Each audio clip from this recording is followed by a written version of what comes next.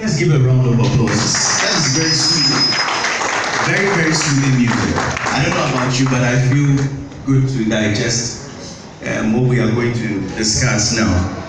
Please, with a round of applause, let's invite the Executive Secretary of Advocacy for Medical Malpractice Victims, AMMV, Mr. Kwame Brobe Apia, to present to us why we're here, please. Okay. Thank you very much, and good morning to everybody here in Ghana.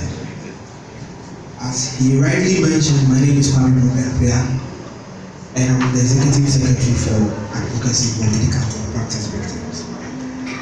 Today is an important day in the life of this organization because it's the official outgoing of this organization, and this is what is going to give the image of the organization a good start to the view of the public. I'm going to make a presentation on the background to the organization, why we have gathered here, and where we intend to get to in the short to medium term. By way of introduction, the healthcare delivery system in Ghana and across the world is bedeviled with myriad of challenges. And these challenges account for the continually failing health system in a lot of countries, especially in the developing world. Key amongst these challenges are institutional failures and human error in the discharge of their duties. These above-mentioned challenges have contributed to a lot of avoidable deaths or injuries, leaving families in a state of despair and affecting productivity of the country, as highly skilled and knowledgeable persons die through such means or become permanently incapacitated due to medical error. Medical malpractice has been a topical issue on our media landscape in recent times, as a lot of cases are reported daily by patients who feel victimized by the treatment meted out to them at hospitals. The narratives of these victims are always in contention, as a proper account of events leading to the cannot be given by these persons. And because there is no organization in the country that keeps records of such negligent acts by medical practitioners, it becomes extremely difficult to get statistics on the occurrences or on the incidence of medical malpractice at any given time. The incidence of malpractice cuts across all divides of the healthcare delivery chain. One cannot quantify which group of medical practitioners engage in it the most. In the subsequent slides, we shall take a look at the background of AMMV, that is Advocacy for Medical Malpractice Victims, and what constitutes medical malpractice among the various disciplines in the medical fraternity.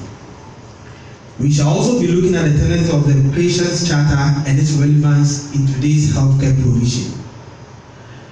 You are most welcome to the official launch of AMMV and enjoy the presentation as it rolls out.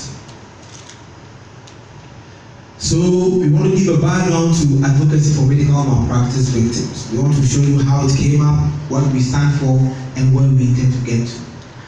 The Advocacy for Medical Malpractice Victims is a non-governmental organization registered under the laws of Ghana in the year 2018, specifically in the month of January It serves as voice for patients who have suffered various nurses, midwives, pharmacists, laboratory technicians, chiropractors, radiologists, and a host of others. We're trying to give this elaboration because in Ghana, whenever we talk about medical malpractice, the first persons to be accused or the first group of professionals to be accused is the doctors. But then it's not only doctors who are negligent in their discharge of duties. A host of other professionals also come in, and we always forget about them because we know the doctors are the bad ones, but we are here to dispel that notion as we move along. The organization seeks to listen to the narratives of alleged victims of medical malpractices, who will lead evidence on occurrences during their visits to health institutions and the resultant injuries that they might have suffered as a result of medical malpractice, and then proceed to seek the appropriate remedy for our voiceless victims. What we are trying to say here, by way of the background to the organization, is that when a victim or somebody who claims to have suffered a malpractice comes to our offices to give a complaint of what might have gone wrong, because malpractice is a very complicated area, most people get so sensational and they jump to the gun and they just start shouting, oh, these people are not doing that, those people are not doing that. But then, because we want to really delve deep into what actually causes these kind of issues, we will put together what we call the team, the panel of experts who will listen to the narrative of such people, and they will subject it to scrutiny to really ascertain whether malpractice has occurred or not. So it is expected of whoever comes to our office to launch a complaint to let us know what exactly happened in the course of assessing healthcare. It is quite complicated to make medical malpractice claims in our part of the world, leading to victims not having the courage to speak about it and let alone develop the intention to pursue a legal course of action in the area of thought. The organization advocates in particular, this is what we actually stand for. So then the mandate of advocacy for medical malpractice victims basically revolves around these areas we are going to talk about. And so these are the key functions we are going to work with in the course of discharging our duties as an NGO. The first and foremost is access to justice for medical malpractice victims. And why are we going to do this job? Because a lot of people incur a lot of injuries in accessing healthcare, in whichever form it comes out. But then, trying to access justice is a big problem. Either they don't know where to turn to, or the process is truncated along the line, or they don't even have anybody to listen to them. So we are standing in for them as an NGO to listen to their plight and then come in to help through whichever means is appropriate to seek justice, to bring restoration, and then get them back to their original position before they really incur that injury or whatever outcome of practice they might have. We are looking at fair compensation for the injurious effects of medical negligence and error. Sometimes people get injured in the course of accessing healthcare. They initiate processes to get compensation, whether it's fairly given or not, that's another subject matter. But then we would want to push to the latter to find out whether compensation is given to people who suffer injuries out of medical malpractice. It's fair enough to get them whatever they are looking for. We have to add that getting something by way of compensation will not restore the person entirely to his or her original position. Because, for example, if you have a cat's hand born out of the malpractice, you will never get your hand back because it's already off. But then, in the event where the person is, for example, a breadwinner for the family, that is going to mean that the benefits the family would have from such a person will be curtailed. So then we look for whatever appropriate compensation to be given, and then we'll give it out accordingly. So the next one is looking at candor amongst doctors and hospitals in revealing the facts and causes of medical injury.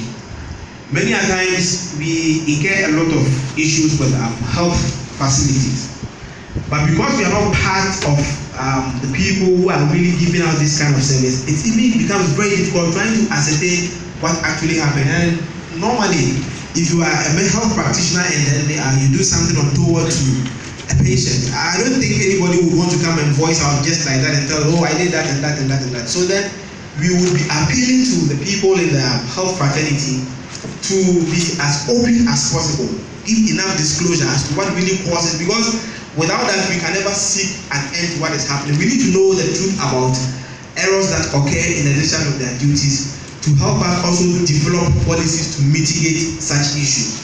So this is also going to be one of the things we'll be looking at. The next one is the promotion of the study of medical accidents and errors, and then improvements in our understanding of these causes. What we are trying to do as an NGO is to find means of promoting. We should have a background to why medical accidents occur. We might know all right, but then as to whether it's scientifically proven or not, that is another issue to be looked at. So then we will encourage the promotion of the study of medical accidents and errors, getting to understand how it happens. The narratives of the victims that will be coming to us will not be enough for us to really ascertain what actually happened. So then we'll go beyond those narratives to really probe further and know what actually causes these accidents. If it's human error, so to speak, that is already known. If it's institutional failure, if it's mechanical failures, whatever it takes to bring up these issues, we want to delve into and then come up with recommendations for the stakeholders to also bring in reforms. The next issue is improvement in patient safety. As an NGO, what we seek to do is to be a voice for the voiceless and for people who have suffered medical malpractice. But the question is, how well does the patient, him or herself, know about the system in which he or she is accessing this healthcare? The safety of patients is paramount to all that we're going to do, because without that, the effort we're going to put in place will be in vain. So we're going to look at the difficulties and challenges with accessing health, and then come up with recommendations as to how safe our patients are with the healthcare delivery system. We're also going to look at promotion of high standards of competence amongst members of the medical profession through conferences and seminars.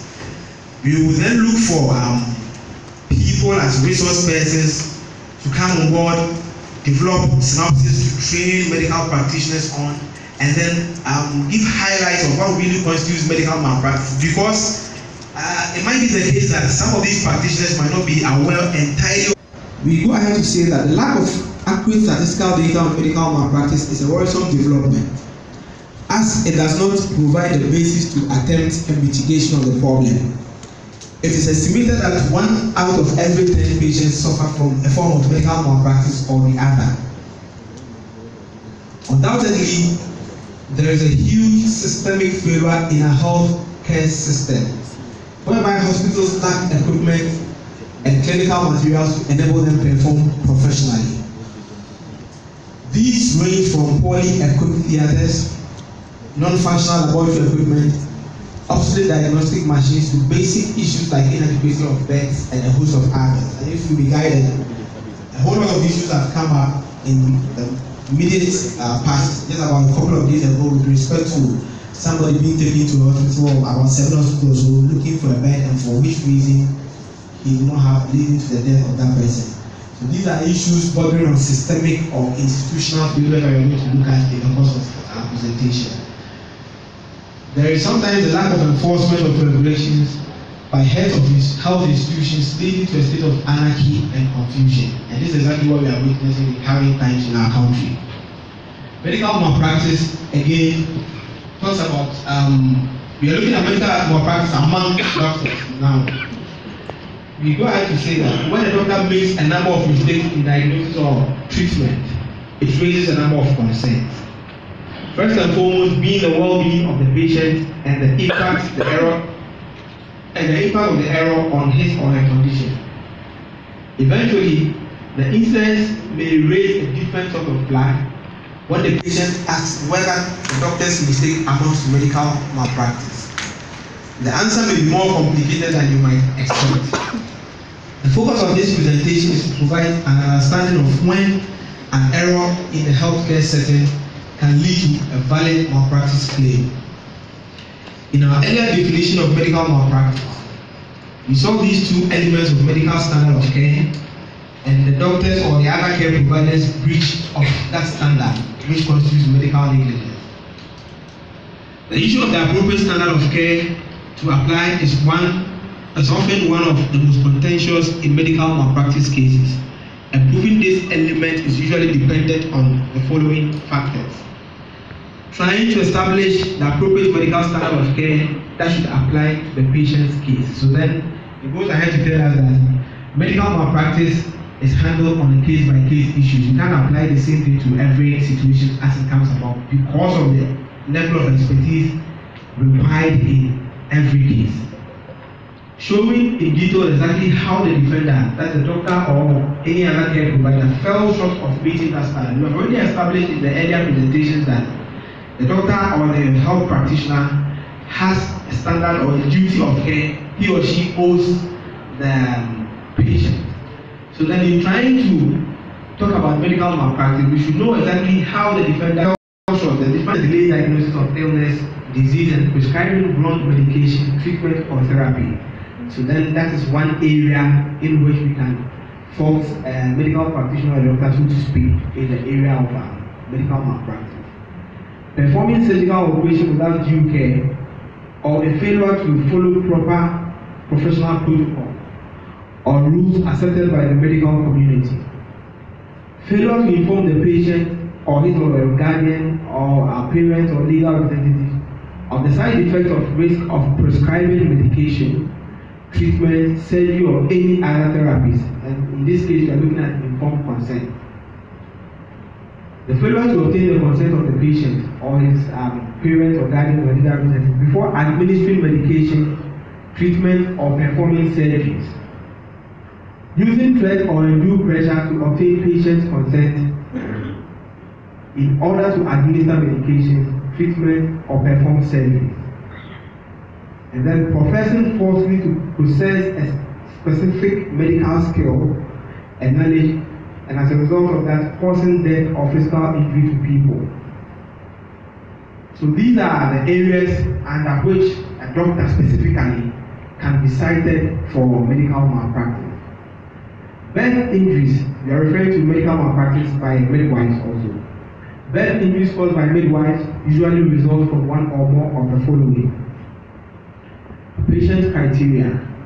It is important for midwives to note that not all women are candidates for home birth or midwife-assisted birth, particularly in those who are high risk, because pregnancy comes with a lot of complications at a point in time. So then, a midwife might want to deliver a pregnant woman without due cause or regard to the fact that he or she might need a specialist in that case, or probably somebody who has a high skill in the course of delivering high-risk patients or pregnant women. In particular, midwives are more likely to ignore the dangers of vaginal birth after cesarean, and that also constitutes a malpractice. We are looking at informed consent within the fraternity of the midwife. Midwives must clearly and openly disclose all significant risk to a midwife-assisted delivery. So that if a midwife falls short of doing this, it constitutes medical malpractice. We are looking at negligent credential. Some midwives do not meet the minimum standards or licensing requirements, but then you will still find them delivering people at their centers. Failure to assess the baby's condition in the course of delivery. Midwives may ignore warning signs and effort to provide natural birth at significant risk to the baby or delivering mother. Failure to have in place and or follow adequate policies or procedures regarding emergency delivery of babies. When midwives are negligent, the injuries to babies can be extreme and life-altering, including developmental delays, cerebral palsy, brachial plexus injuries, cephalohematoma birth, stillbirth, or death of the baby. We jump right away from midwife malpractice to look at pharmacy malpractice, which is also a very key issue that affects a lot of people, but it goes very unnoticed because most people do not even know that pharmacists also get negligent at a point in time. And that is why we are trying to bring that awareness, create awareness that it is not only doctors, so to speak, who we call as sometimes negligent or probably engage in a lot of malpractice. Pharmacy malpractice occurs when a pharmacist or other trained pharmacy workers breach the standard of care that is expected of them. By way of introduction, with millions of prescriptions being filled every year, the modernization of pharmacy chains means that instances of pharmacy malpractice should be eliminated, but unfortunately, it is really the case. It is therefore important that consumers be aware of what actually constitutes pharmacy malpractice. As a patient, you deserve the best of care, and you should never have to suffer adverse effects due to pharmacy malpractice. Pharmacy malpractice occurs when the pharmacist gives the wrong quantity, dosage and type of drug to a patient. The failure to create awareness of drug reactions that occur with specific drugs that a patient is taking. It also occurs when a pharmacist does not educate patients on the side effects of drugs or give incorrect pharmacy prescription. The failure to consult and advise patients can also be considered as pharmacy malpractice. Pharmacy malpractice also happens often when prescription errors also constitute pharmacy malpractice. The following examples of prescription errors: patient receiving the wrong drug, wrong dosage for the right drug, wrong labeling on the prescription, wrong instructions printed on the medication. Enforcement of regulation. It is a good idea for consumers to learn as much as they can about rules and regulations that pertain to pharmacies, so that when they get a prescription filled, they can make sure that all regulations are being followed properly. Pharmacy regulations will protect the pharmacist from litigation and the patient from any harm. We're going to look at factors that affect the errors made in filling prescriptions by pharmacists. The first one is existence of prescription medications with nearly identical names and or packaging. And this is mainly a sort of confusion because you go to the pharmacy, you tell the pharmacist what you are looking for. They might have two drugs which look so similar, identical, and they might end up giving you what you're actually not looking for. And that constitutes malpractice on the side of the pharmacist. You are looking at the increase in the number of medications being prescribed. Sometimes people go to the hospital, they are given so much medication, and the pharmacist might get confused and end up probably giving out what he or she is not supposed to give out, causing harm to the patient when the person takes such medication. And that also is where the pharmacy malpractice. We have the issue of overworked pharmacists. We have a lot of pharmacists in the system working for more than 3, 4, 5 pharmacy shops. And so eventually they become overwhelmed with the level of activity that they take in the course of a day. And obviously, the discharge of such duties, when fatigue sets in, these pharmacists are not able to dispense drugs as and how they should.